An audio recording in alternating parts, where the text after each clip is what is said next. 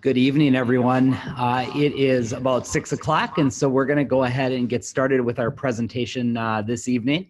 And I'm Dr. Josh Swanson. I'm the superintendent here for Eden Prairie Schools. I'm so proud to serve the community and the district as the superintendent. And I'm here tonight to talk a little bit about our upcoming bond referendum, which will take place on May 14th. And before we get into some of the details, I just want to acknowledge that we have an incredibly long tradition of excellence here in Eden Prairie Schools. And that's because we've had really strong programming and strong schools for a long period of time. We also know that in order to have strong schools, we have to have safe schools.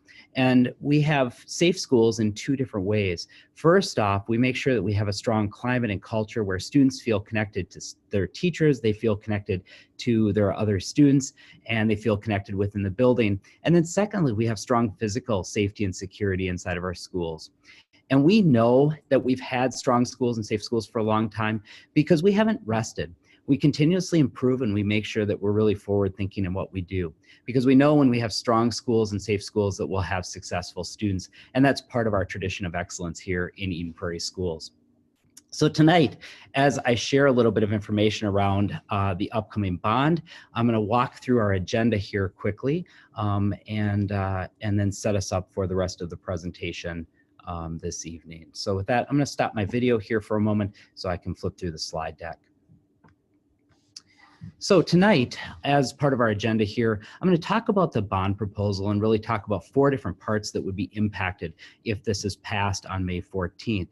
I'm going to talk a little bit about Spanish immersion at Central Middle School and what that will look like. I'll talk a little bit about budget and finance, and then we'll be able to take and answer questions both live and through the online forum.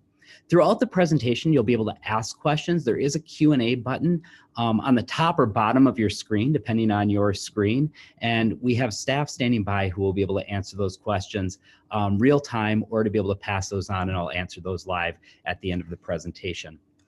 Joining me tonight is Dr. Stacy Stanley, our Assistant Superintendent. We have Jason Munzenberger, our Executive Director of Business Services, Brett Johnson, our Senior Director of Communications, Nate Swenson, Principal of Central Middle School, Kelly Keeson, our Communications Coordinator, and Tanya Smith, our Communications Specialist. They are all online with me, and thank you to them for being here tonight. So before we start with what's being proposed, I do want to go back and thank the community. In 2014, there was an operating levy passed. Operating levies are a little different than bond referendums.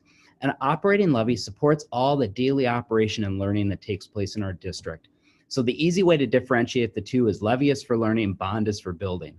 So our operating levy, which was passed in 2014, lowered our class sizes in kindergarten and first grade. They're among the lowest in the metro area.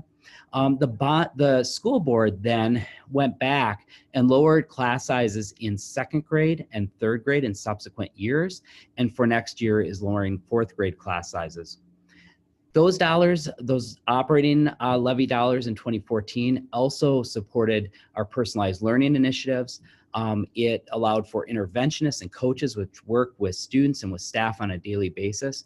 And our pledge to the community was to not make budget cuts for 5 years. And so those dollars were to last for 5 years. Our latest projection, I'm pleased to report, is actually that those funds are projected to last 8 years. And so that's happened through some good fiscal stewardship, some good planning, and continuing to look at efficiencies within our system. So let's shift gears and talk about why we're talking about a bond referendum tonight. Back in 2015, the school board asked us to look at a long-term facilities plan. And we started to do that work looking at our existing facilities and figuring out how we were going to fit our students into existing facilities. It was a lot like a game of playing Tetris. And as we started that work, we realized very quickly that we were really asking the wrong question. Our facilities are really supposed to support the learning and the learning experience and outcomes we want for our students. And so instead of just talking about our facilities, we stepped back and said, what's the learning experience that we want our students to have? And we engaged the community in an academic design process to create a 10-year academic vision. During that time period, we engaged thousands and thousands of community members through that design team process. And we did that in a number of different ways. We held world cafes, we held input sessions with staff, with students, with parents, with community members. We hosted online surveys, which anybody can put in their ideas and their thoughts and share those perspectives. We did scientific random sample surveys, and the design team put together a design with thinking about forward-thinking research and what that experience we wanted students to have look like. They then brought those ideas and those designs back out to the community for additional feedback. At the end of that year, the design team proposed a 10-year academic design, and we started working on things in that design right away. So we started to deepen our personalized learning implementation. And one of the things that the design team said is that we want our students to be able to have access and opportunity for online learning before they go off onto post-secondary experiences. And so at the time, we had no online learning. At our high school, we now have 15 courses that are offered, and we continue to expand that. A portion of the academic design, though, and that academic vision required some modifications to our facilities. So the subsequent year, a facilities design team was pulled together, again, to work on a design that was reflective of the voice and values of our community. That was really important throughout the entire process. So that team worked in 2016 through 2017 to put together various ideas about facility design that would support our 4-year-old preschool moving out into our neighborhood boundary elementary schools and our 6th graders moving to the middle school, which was in that academic design recommended by the initial group. At the end of that year, that recommendation was turned over to the school board. And last year, the school board spent the entire year asking additional questions, doing research, and going back out to the community to make sure that the voice and values were captured inside of that proposal. On January 7th, the school board approved a request to go out to the community for $39.9 million to support that facilities plan, with the idea being that the facilities really are supportive of that 10-year academic vision that was created by the community to be inclusive of the voice and values in the community so that we can meet each student's learning needs. So let's talk about the bond question that will be on the ballot on May 14th. This will be a bond question. Remember, I talked about a levy is for learning, a bond is for building. So this will support long-term capital investments into buildings, new construction, remodeling, furniture, large capital expenses that would be durable and ongoing. And so the request will be for $39.9 million in bond funding. That will allow us to move our 4-year-old preschoolers into all elementary schools, into our neighborhood boundary elementary schools. This program will still be fee-based and is by family choice. We'll be able to move our 6th graders from our elementaries into Central Middle School. We'll be able to increase flexible learning spaces that supports personalized learning in every single one of our sites and our schools. And we'll be working on redesigning some classrooms to create that 21st century learning environment and modernize our classroom design. And then finally, we'll be able to improve school security, physical school security, district-wide across every school and every classroom. So those are the elements that will exist inside of that bond question on May 14th. So let's talk about each one of those a little bit individually. We want to ensure that each student, when they move into kindergarten, that they're ready. And so our 4-year-old preschool, moving our 4-year-old preschool into our elementary schools will help support that. We know a strong preschool foundation allows our students to take advantage of all the opportunities and learning that's available here within the district. We currently have students on waiting lists for our school choice or parent choice preschool programming. This will allow us to move students off of that wait list and by expanding our preschool programming. It still is a fee-based program. Again, we want to make sure that each of our students is really kindergarten ready when they come into our schools to be able to take advantage of that. The bond dollars will help us update facilities where it's needed. Some examples of that might be some bathrooms or some playground facilities, things like that, where we need to make sure that they're age appropriate for our preschool students. One of the most exciting things is that we know that one of the biggest barriers and limit to access for our preschool students is actually transportation. And so this will allow each of our half-day preschool students to actually have a bus ride to school that's separate from our other elementary students and increase access for our youngest learners. We also know that we need to improve some traffic flow within our various elementary sites. And with the reduction of 6th grade and preschool running on a separate schedule, we'll be able to reduce some traffic and improve our traffic flow at each of our elementary schools. Let's shift gears to our middle school experience. The design team, the academic design team, recommended moving our sixth graders to the middle school to create a more age-appropriate and academic appropriate environment for each of our students. When we look at Central Middle School, it was built in 1959. So if you think about design of spaces, there's a big difference in how people were thinking about design from then. Our last major update to that building was 1994. So we have a 60-year-old building that hasn't been, where no significant updates have been made for over 25 years. If you think about that, email was still new and the World Wide Web is just coming online in significant ways. And so there's some pretty significant differences in the needs of our students. The bond will allow us to really make some significant updates throughout that building and ensure that we have appropriate space as our sixth graders move into that school under this proposal. That site will then serve every Eden Prairie student as they come through that school. One of the things that we want to make sure that we do is highlight our outstanding performing arts that we have here in the district. This bond will allow us to construct a theater or performing arts space for our middle school students to really highlight their talent and the work they do. Along with that, we'll have some new rehearsal space, and we will also have some community spaces, so our community can come in and use that space as needed. We know that our high school theaters and performing arts spaces are booked continuously, not only by our students, but then by community as well. And so this will expand the community resources. We want to make sure that we have appropriate physical education and fitness spaces. And so there will be an expansion of some of those spaces within our middle school. This is a picture, a preliminary drawing of what that might look like. You'll see the front entrance of the middle school here. With the theater in the top left corner of that screen. You'll also see on the right side of the screen, about centered there, the new fitness and the gymnasium expansion on that front of the school. You'll also see that there's some redesign, if you're familiar with the site, to School Road and to the parking lot, which will help us improve some of the traffic flow and safety for our students and our parents as they move in and out of that site. And that will help us because if you are a middle school parent or you've spent time on this site, you know that it's quite easy to get stuck on the hill. We do want to improve some traffic flow for faster and safer pickups and drop-offs, and for our neighbors along Scenic Heights. And so this bond will allow us to make some improvements to that traffic flow for this site. We also will add on some additional cafeteria space. Right now, we start serving lunch at the middle school at 10 a.m. and we end about 1 p.m. We do that over 5 different lunches, and our students often have split lunches. So they'll go to class and then come to lunch and then go back to class.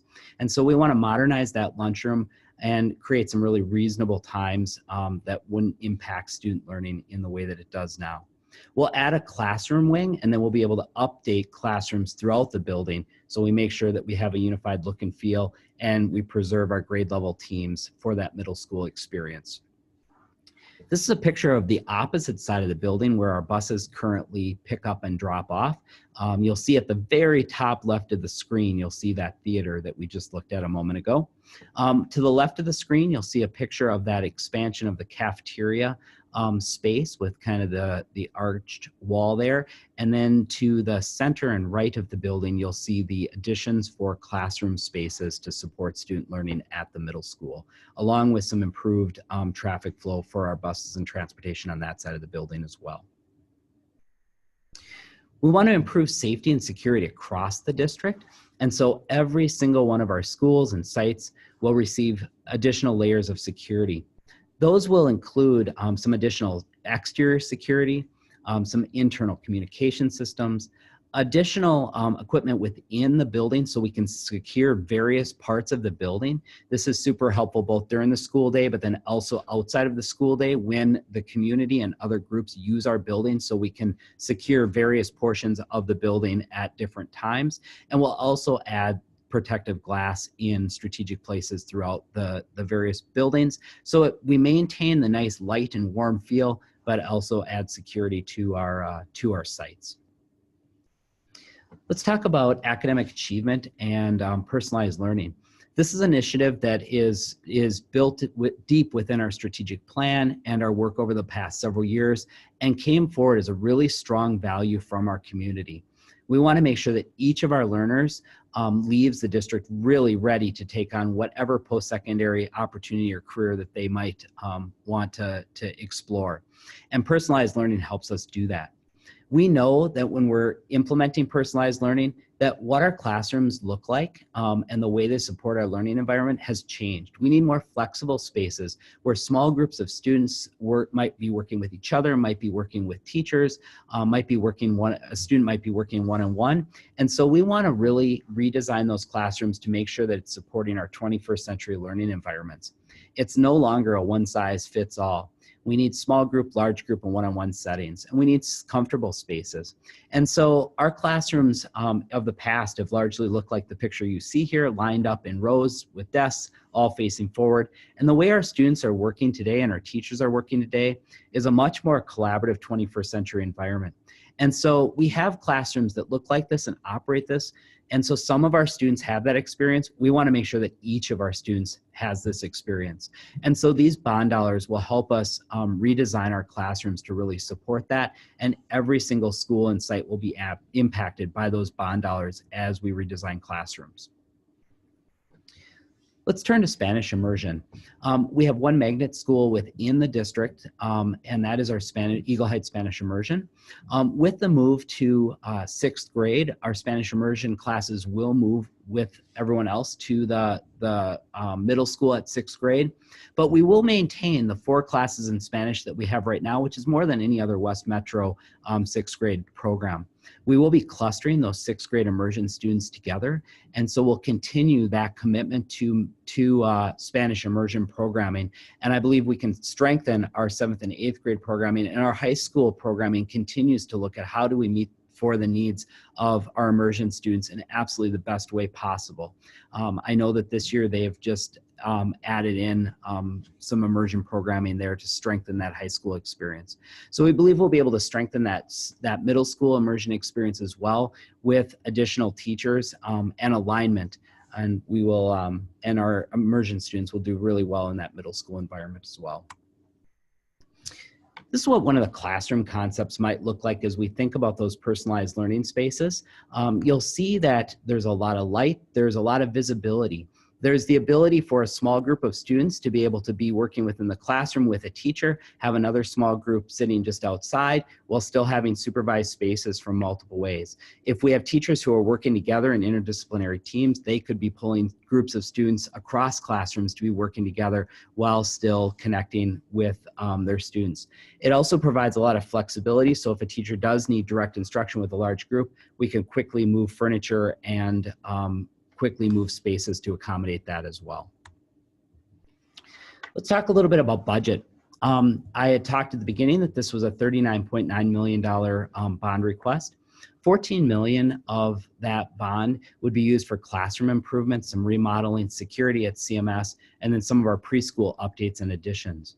We have about $8 million that are set aside for music and practice rooms, production areas, shop areas, community spaces, and the theater at CMS. We have $2.3 million that's set aside for new gym and fitness space, and then to update some of the locker rooms that are quite old at CMS.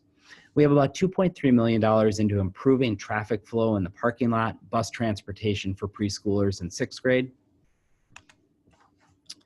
And we have $1.75 million into expanding and remodeling that cafeteria at CMS, along with $4 million into district-wide personalized learning spaces. Those would be the spaces that would impact every single school and site.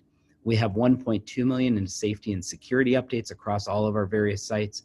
And then we have the additional dollars that are into some of the construction fees and permitting and things to make sure that we have a really successful project. And so the grand total then is $39.9 million to accomplish the project. So tax impact. Our average homeowner here in Eden Prairie, which is about a $400,000 house, the tax impact would be $6.50 per month. So again, tax impact, if this passes on May 14th, would be $6.50 per month for that average homeowner. So let's look at where we stack up as we talk about fiscal stewardship. You'll see where we're at here compared to our neighboring districts for our current school property taxes. Remember, your property taxes are made up of several different entities. This is the reflective of the school property taxes. You'll see Bloomington at 631, and then you'll see us in red there at 1724. You'll then see Hopkins, and interestingly, you'll see the state average there at 1832. So you can see we're well below the state average, and then you'll see our other neighboring districts. So what happens if this passes on May 14th? This. The average homeowner will see an increase of $78 per year. It will move us just above Hopkins, but it will still remain below the state average and below our other neighboring districts. So if the bond is not approved on May 14th, I want to talk a little bit about what would happen or not happen. Our safety improvements, we would still work towards those safety improvements, but it would happen over a span of time instead of the 1 or 2 years with the passage of the bond. Our traffic issues would remain, and we'd work on them as we could. Our 6th graders would stay aligned with their younger students at the elementary schools. CMS, there wouldn't be changes made inside of that building, and so it would just slow down our progress. If we were working on personalizing those spaces to support learning, it would just happen at a much slower pace. We've looked at what that would take, and it might happen over the next 10 to 15 years. With our preschool, we would continue to have wait lists, and then we currently spend around $700,000 for a lease at the Ed Center, and we would continue to have that lease exist. If the bond were to pass, we would release that lease, and then essentially we would own that property upon payment of the bond. So with that, I've provided a lot of information tonight. I want to take a few moments here to answer people's questions, and we'll take some of those live, and we'll take some of those over the online forum. I also, while people are thinking about questions, I also want to talk just briefly about timing here. If the bond passes on May 14th, the new space at the middle school and our move for our 4-year-old preschool programming would happen in the fall of 2021. So it would be the 21-22 school year. So this would take a little bit of time to take place. The shifts in our classroom environments and learning spaces and safety security updates, those updates would begin immediately upon passage of the bond. And so with that, I'll take questions from the group that might be out there.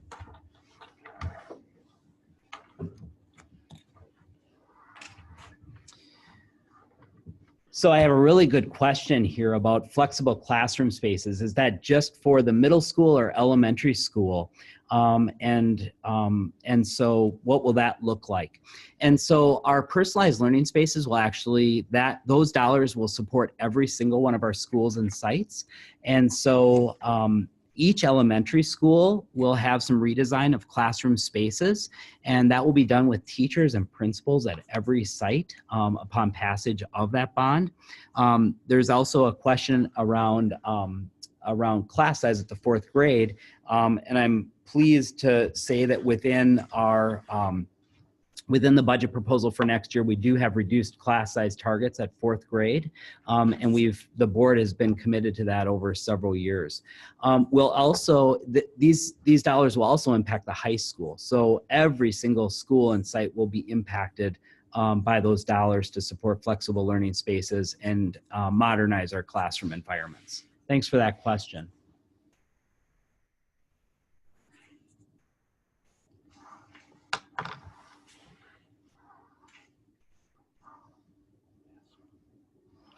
Other questions that might be out there right now?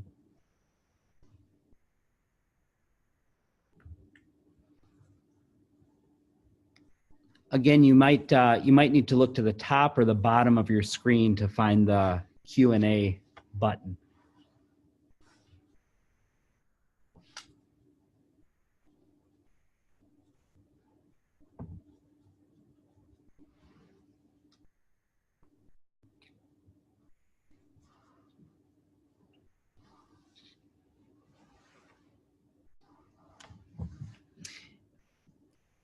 And we will stay online here to answer questions. If you don't want to ask a question now, or if you do need more information, we want to make sure that our community is well informed around this bond referendum and the request. And so we have a referendum website that is easily found from our front page of our website. We also have an email there that you can link to ask additional questions of our communications department as well. And so I do want to share that information out.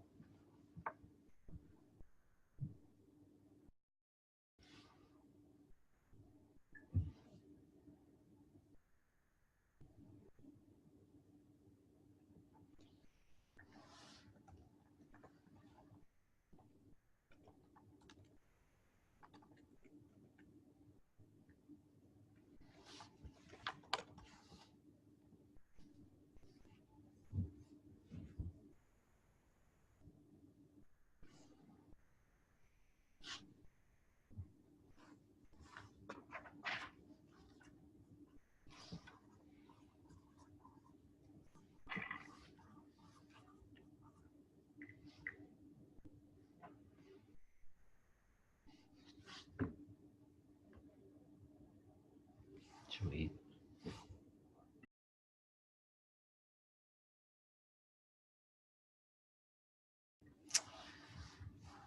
I just had another question come in here around the $700,000 lease payment that we currently make at the Ed Center. And the question is, would the $700,000 savings from the lease of the Education Center be included in the bond proposal? And the answer to that is yes. So that $700,000 release of that lease is included in the total financing around the bond proposal.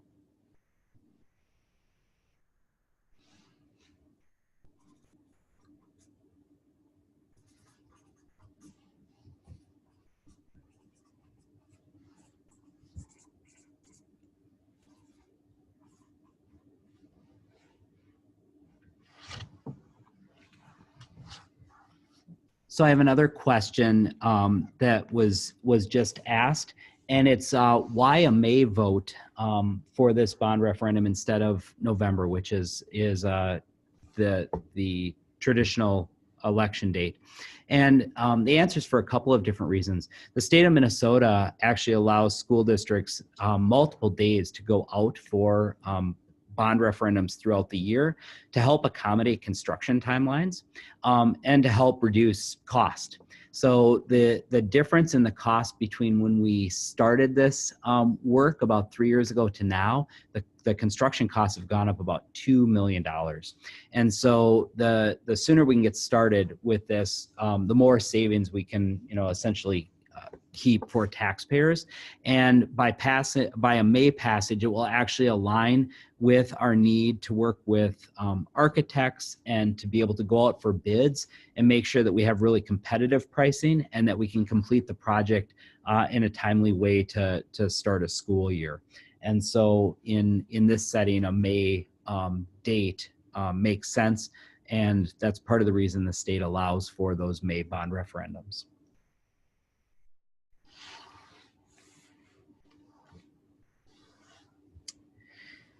So I have another question here around our preschools.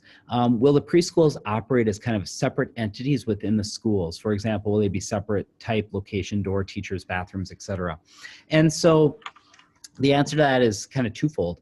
Our preschool programming does run as a separate entity from our what would be our K-5 programming.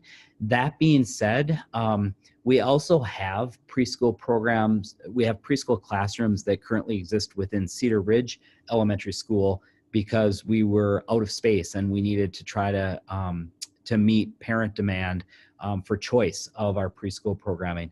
And so although it's a separate program and it's run through a separate funding stream in our community education department, with the preschool being in an elementary school, they do work with our elementary classrooms and teachers and are really well connected.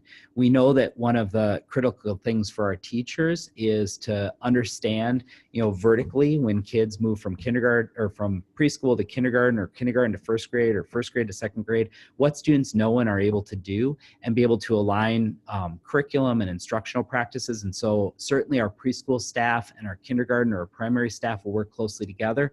And we've also found that in that setting, there's often really great leadership opportunities for some of our elementary students to work with our preschool students. So it's been a really positive relationship. So although they'll be separate programs, there will still be some natural connections, and that's been a really positive thing for both our elementary students and our preschool students. In terms of location and classrooms and bathrooms, et cetera, our preschool programming right now they have separate classrooms that they're in. They're supported as they go to bathrooms, and they're always working as a class and with teachers. They have time in the cafeteria where they all eat together, and there's continuous supervision for our preschool students inside of our schools.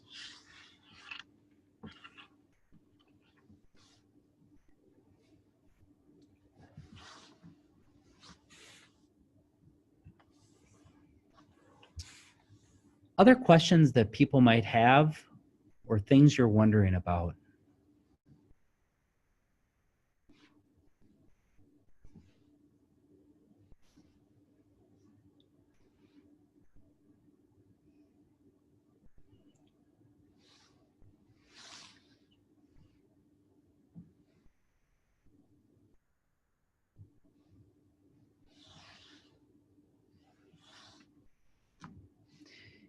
I think we'll maybe give it about 1 more minute if we have other questions that come in here. Oh, I have another one here. About how many more preschool students do you project will be served in Little Eagles with these changes?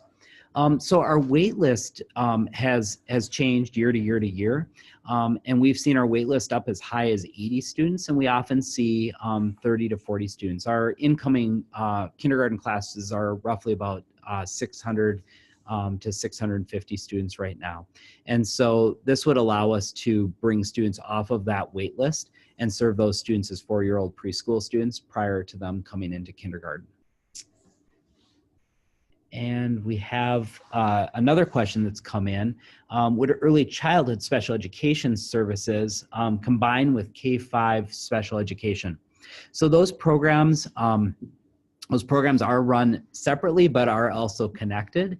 And so they would continue to run in their existing format, but it would also allow us, when appropriate, to collaborate and have staff work together, or could potentially help our staff as well as we think about recruiting talent, as we have positions that we might be able to combine or work together, as it's beneficial to both the district and students and our staff. And so there's some really positive possibilities with that kind of partnership. I appreciate the questions. These are really good and are helpful for people.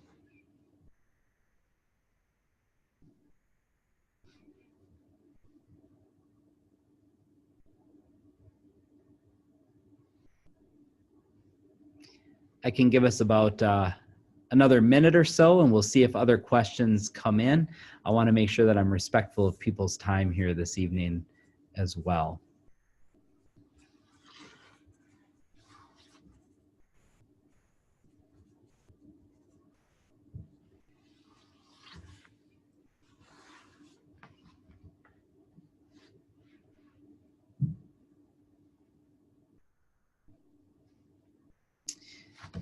All right. I do want to encourage you, if you do have additional questions that come up, please ask. We want to make sure the community is really well informed. Our communications department is happy to help. Our principals and our leaders at both our buildings and across the district, on our staff, really want to make sure that people have information. And so if you have questions, please do ask and go vote on May 14th. Early voting does open on March 29th as well. That will be here at the Administrative Services Center. So that is another option for you to go out and vote. Thank you so much for taking time this evening to listen in and ask some really good questions. Have a great evening, everybody.